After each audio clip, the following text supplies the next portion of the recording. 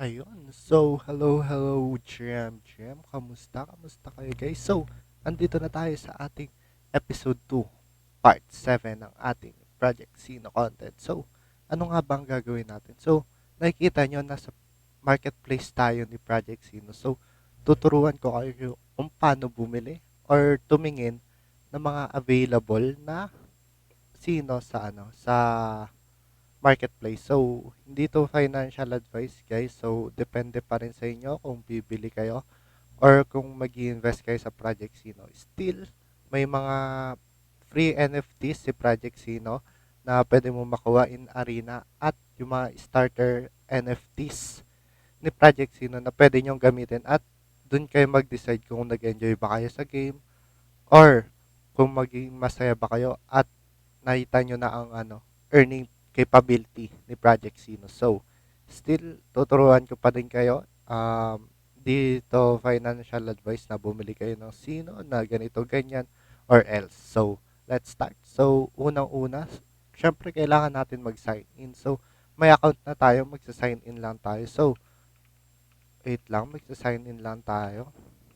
And so, iba-block out ko yung ating Gmail. So, lalagyan naman natin yan ng harang. So, yung authorization code, makikita nyo yan at mag-i-email yan sa lag, sa Gmail nyo mismo. So, ayan. Login with email address. So, ayan na nga.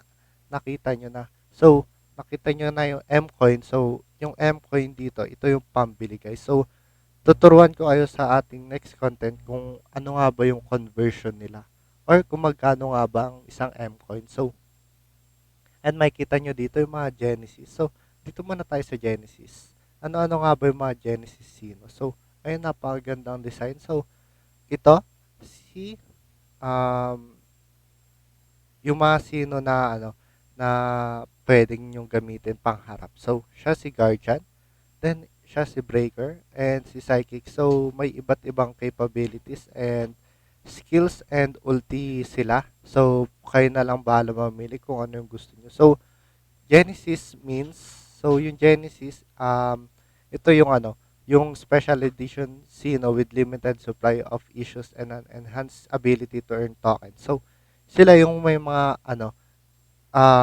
sobrang iba nila sa normal NFTs na katulad nito.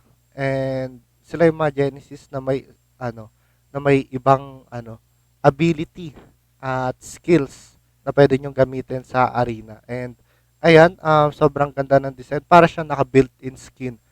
Pag may nakalaban ako na ito sa arenas, grabe GG kagad. So, ayan sila guys, napakadaming pwede nyong bilihin. Ayan, sobrang dami. So, pwede kayo pumili ng inyong mga gusto. So, ito si Grappler, grabe napakaganda. Si Samurai, si Psychic, si Guardian, ayan si Guardian ulit, Breaker, Ninja, ayan, favorite ko to si Ninja. So, titignan nyo yung mga skills. Ayan. So, kakabitan nyo yan ng runes, ay ng charms, di ba? Kakabitan nyo yan ng charms.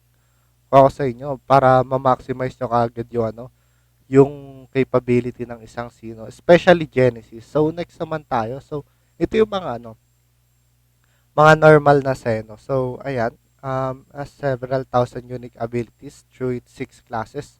So, ano nga ba yung mga classes na yun? So, Breaker, Psychic, Guardian, Samurai, Ninja, and Grappler. So, ayan. So, yung may mga special skill sila. So, paiba-iba yung special skill nila. Bahala na kayo kung ano yung bibili nyo.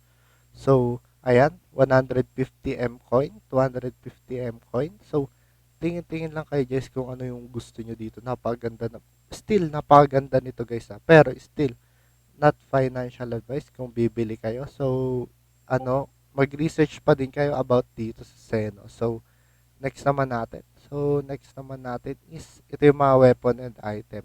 So, ito yung mga weapon guys. So, ma-equip nyo sila. Sobrang ganda din nito kasi ma-equip mo sila sa in-game.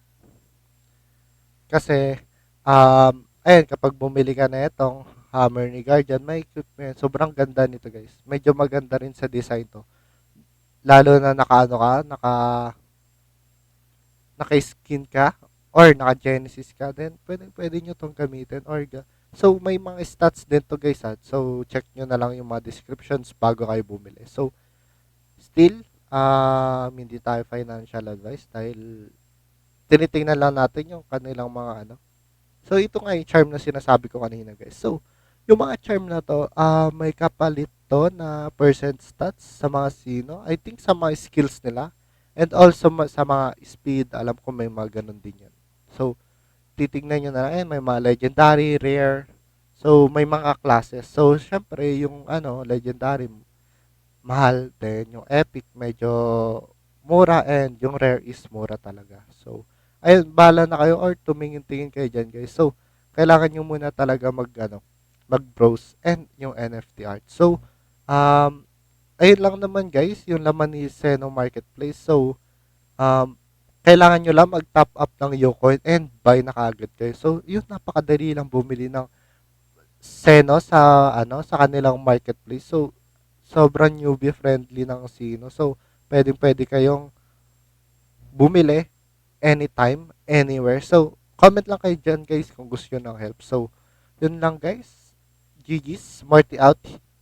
Peace. Bye-bye. Thank you guys for watching. So, abang kayo sa mga next content natin kasi tuturuan ko kayo or bibili tayo ng Seno soon pag may earnings na tayo. So, thank you guys. Bye-bye.